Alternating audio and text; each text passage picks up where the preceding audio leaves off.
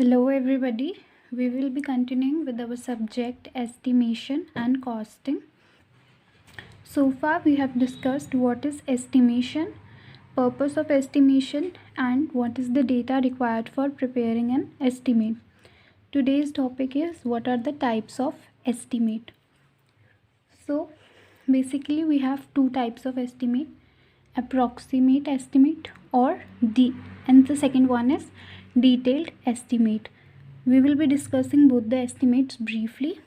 First let's see what is approximate estimate. Approximate estimate को हम rough estimate भी कह सकते हैं या फिर प्रीलिमिनरी एस्टिमेट. ठीक है. सो अप्रॉक्सीमेट एस्टिमेट हमें नाम से ही पता चल रहा है कि अप्रॉक्सीमेट एस्टिमेट में हम अप्रॉक्स कैलकुलेशन कर रहे हैं मटेरियल की और एक अप्रॉक्स एक्सपेंडिचर निकाल रहे हैं, अपना एस्टिमेट बना रहे हैं. तो वही हो गया हमारा अप्रॉक्स एस्टिमेट.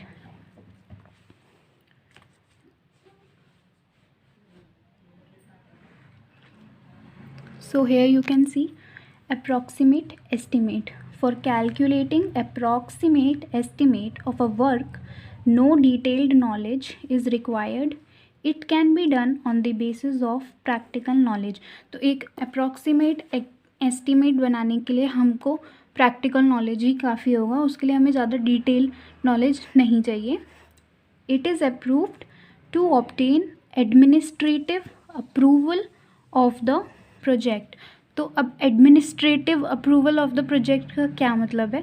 तो सपोज़ किसी भी डिपार्टमेंट को कोई प्रोजेक्ट एग्जीक्यूट करवाना है, तो उस प्रोजेक्ट के एग्जीक्यूशन के लिए उसे किसी कॉम्पिटेंट अथॉरिटी से अप्रूवल चाहिए. और वो अप्रूवल किस बेसिस पे मिलेगा? अप्रॉक्सीमेट एस्टीमेट के बेसिस पे. ठीक है. तो अप्रॉक्सीमेट एस्टीमेट आपका cost of the work show करेगा और जब वो कॉम्पिटेंट अथॉरिटी उस अप्रॉक्स एस्टिमेट को अप्रूव करेगी तब आपका प्रोजेक्ट एग्जीक्यूट होने के लिए अप्रूव्ड है. तो अप्रॉक्सीमेट एस्टिमेट हमें चाहिए एडमिनिस्ट्रेटिव अप्रूवल के लिए. ठीक है. This is a very important point. It helps in deciding the financial aspect of the project. ठीक है. तो इसका अप्रॉक्सीमेट एस्टिमेट बनाने का हमें ये फ़ायदा है कि हमें फाइनेंशियल एस्पेक्ट पता चल जाता है प्रोजेक्ट का. और लास्ट पॉइंट है ये कि ये थोड़ा लेस एक्यूरेट है. तो हमारे पास दो मेथड है, एक अप्रॉक्स एक डिटेल्ड. तो अप्रॉक्स का वही है कि हमने मोटा देख लिया है ऊपर से कि अप्रॉक्स इतना मटेरियल लगने वाला है और इतना एक्सपेंडिचर आने वाला है. तो ये थोड़ा लेस एक्यूरेट है in comparison to detailed one, क्योंकि डिटेल्ड में हम क्या देखेंगे, हर चीज़ को, हर आइटम ऑफ वर्क को बिल्कुल डिटेल में देखेंगे, उसका प्राइस भी बिल्कुल हम एक्यूरेट लेंगे. तो वो डिटेल्ड काफ़ी ज़्यादा एक्यूरेट हो जाता है. Okay. So I hope approximate estimate अब क्लियर हो गया होगा.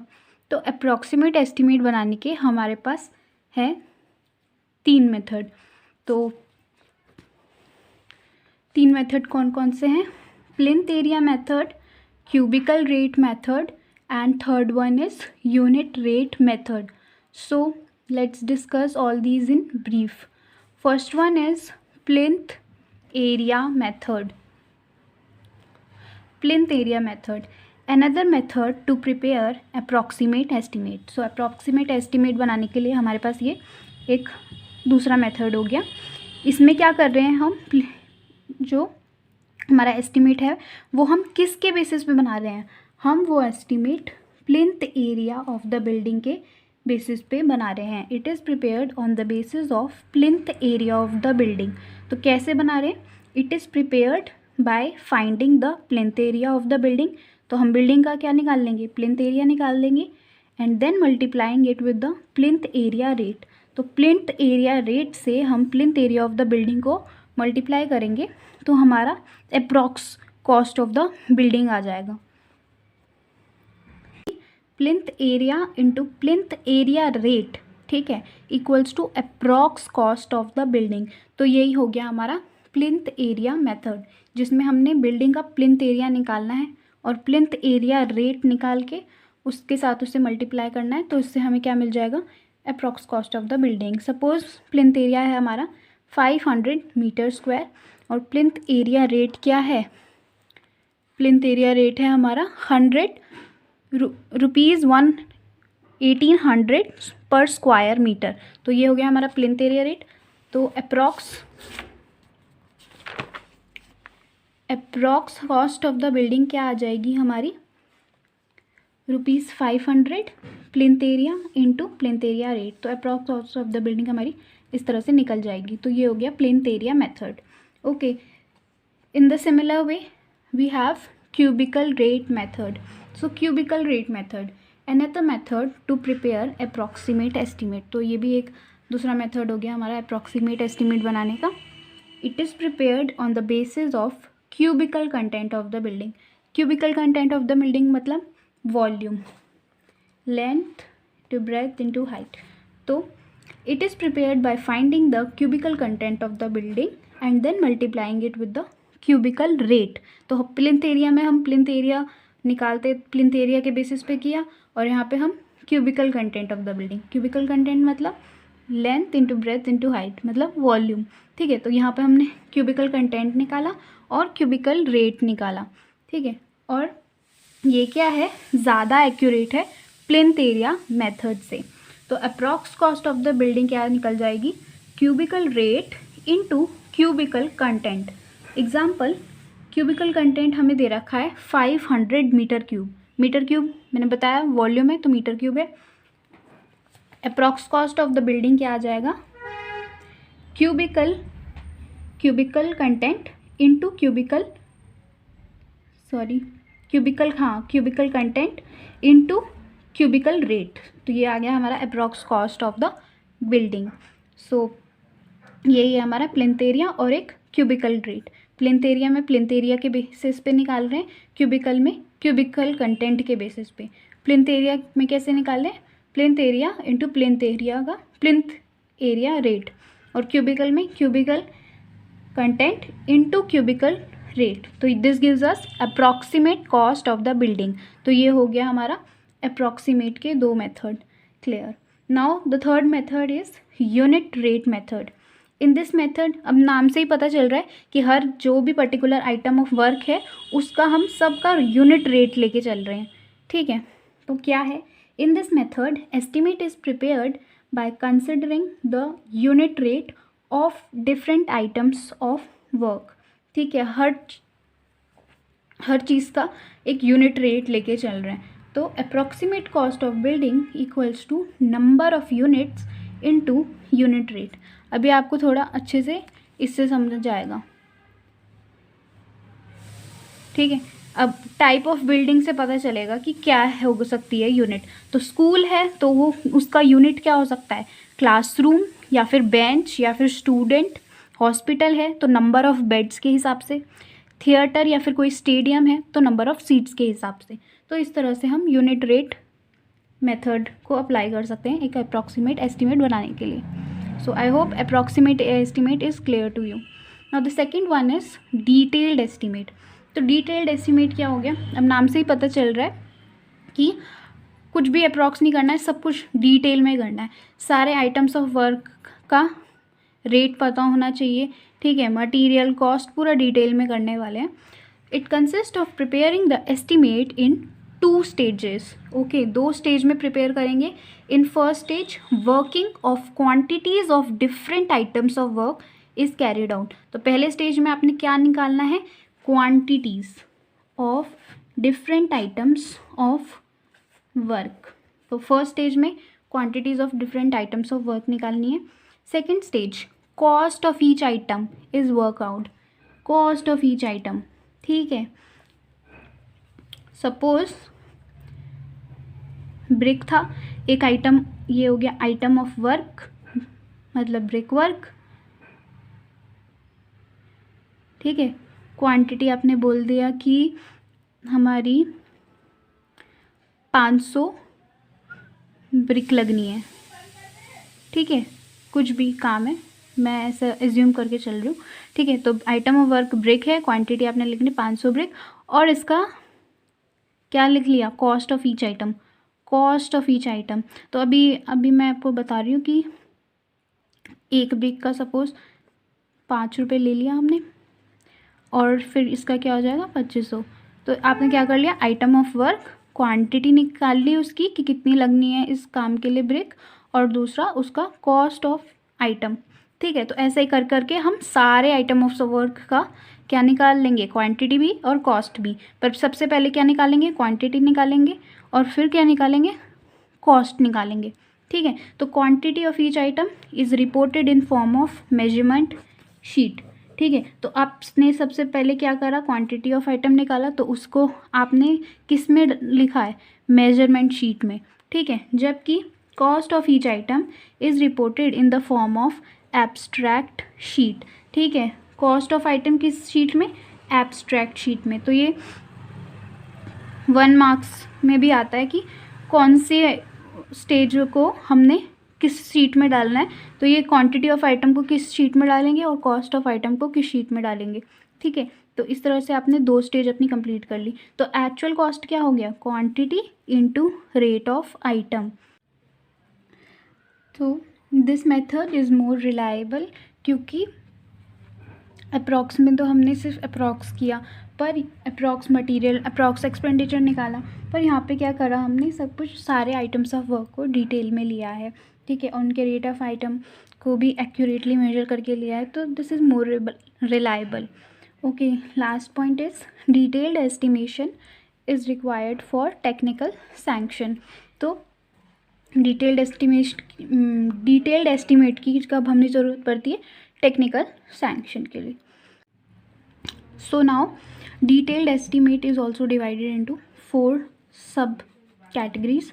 Okay, revised estimate, supplementary estimate, revised and supplementary estimate, and annual repair and maintenance estimate.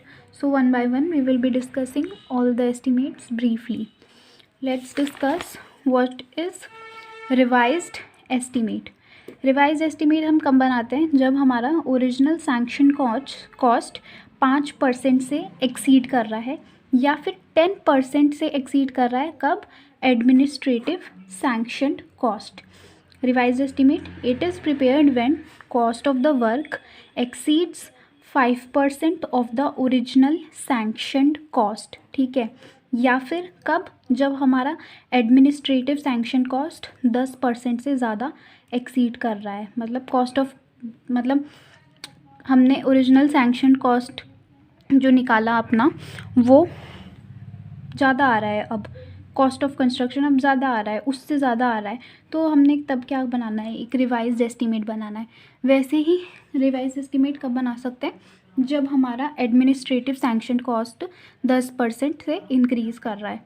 ठीक है, second one is supplementary estimate.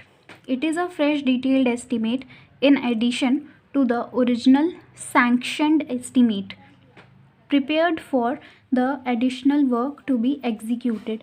अब देखो सप्लीमेंट्री एस्टिमेट हम कब बना रहे हैं, आपने पूरा टोटल कॉस्ट ऑफ कंस्ट्रक्शन तो निकाल दिया डिटेल्ड एस्टिमेट से, पर अब कुछ ऐसी भी चीज़ें हो जाती है साइट पे जिसके हमें कोई आइडिया नहीं होता। सप्लीमेंट्री एस्टिमेट तब बनाया जाता है, मतलब सप्लीमेंट्री क्या कैसे कह सकते हैं, जैसे आपका कोई भी कंस्ट्रक्शन चल रहा है, ठीक है, उस कंस्ट्रक्शन के लिए आपने वहाँ पे सीसीटीवी कैमरास प्रोवाइड कर रखे हैं, या फिर आपने कोई वॉचमैन प्रोवाइड कर रखा है, या फिर कोई स्पेशल गेस्ट आया हुआ है उधर इन्वेस्टिगेशन करने के लिए, सुपरवाइज़र आई मीन, उन सब चीज़ों के लिए भी कुछ अमाउंट लग जाता है, तो उसको ही हम कहेंगे supplementary estimate. It is a fresh detailed estimate in addition to the original sanctioned estimate prepare for the additional work to be executed.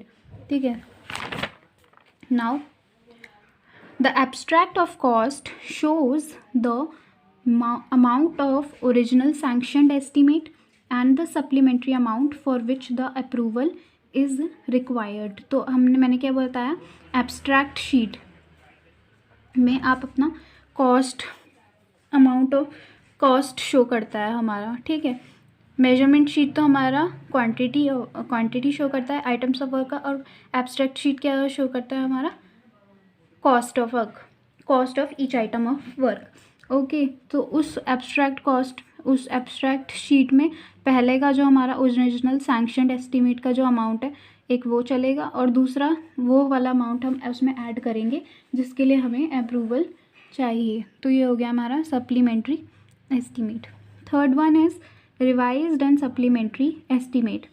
It is prepared when there is a deviation in material design and change in construction, which requires both revised and supplementary estimate. तो इसको भी हमें नाम से ही पता चल रहा है, जैसे हमारे मटेरियल में ऊपर नीचे हो गया, डिज़ाइन अब हमने चेंज कर दिया, चेंज इन कंस्ट्रक्शन हो गया, तो उसके लिए हमें एक रिवाइज एंड सप्लीमेंट्री एस्टीमेट बनाना पड़ता है. Okay, last one is annual repair and maintenance estimate. This estimate is prepared for annual repair and maintenance of the structure. तो जब हमें अपना एनुअल रिपेयर या फिर मेंटेनेंस करना है अपने स्ट्रक्चर का, तो उसके लिए हमें annual repair and maintenance estimate बनाना पड़ता है. और एनुअल रिपेयर में क्या क्या इंक्लूड होता है? Painting, white washing, repair of pot holes etcetera. Okay, so these are the 4 types of detailed estimates. Okay, now we have discussed approximate estimate. So let's revise this. We have 2 types of estimate: approximate estimate, second one is detailed estimate. Approximate estimate can be prepared in 3 methods. Plinth area method, where you have to calculate plinth area and multiply it with the plinth area rate. Cubical rate method, in which you have to calculate the cubical content of the building and multiply it with the cubical rate, and that gives you the approx cost of the building. And the last one is unit rate method, where you have to consider the unit rate. Okay, now second one is detailed estimate. Detailed estimates are also 4 types: revised estimate, supplementary estimate, revised and supplementary estimate, annual repair and maintenance estimate. Revise estimate कब बनाएंगे? जब हमारा original sanctioned cost है वो 5% से ज़्यादा increase कर रहा है, कॉस्ट ऑफ कंस्ट्रक्शन ज़्यादा हो जा रहा है 5% से, तो हमने रिवाइज एस्टिमेट बनाया है. या फिर एडमिनिस्ट्रेटिव सैंक्शन कॉस्ट हमारा 10% से ज़्यादा इंक्रीज़ हो रहा है, तो हमें रिवाइज एस्टिमेट बनाना है. सप्लीमेंट्री एस्टिमेट, सप्लीमेंट्री तब जब हमारे कुछ एडिशनल काम के लिए हमें अप्रूवल चाहिए, तो supplementary estimate. Revised and supplementary estimate, ठीक है. अब रिवाइज्ड एंड सप्लीमेंट्री हमारा जब हमें हमारा चेंज ऑफ कंस्ट्रक्शन हो रहा है, मटेरियल में चेंज आ गया है, ठीक है, और डेविएशन है हमारे डिज़ाइन में, तो हमने रिवाइज्ड एंड सप्लीमेंट्री एस्टिमेट बनाना है. Last one is annual repair and maintenance estimate. तो हमें ये एनुअल अपने स्ट्रक्चर के एनुअल रिपेयर और मेंटेनेंस के लिए बनाना है. Okay, so I hope the types of estimates are clear to you. So okay, thank you for watching.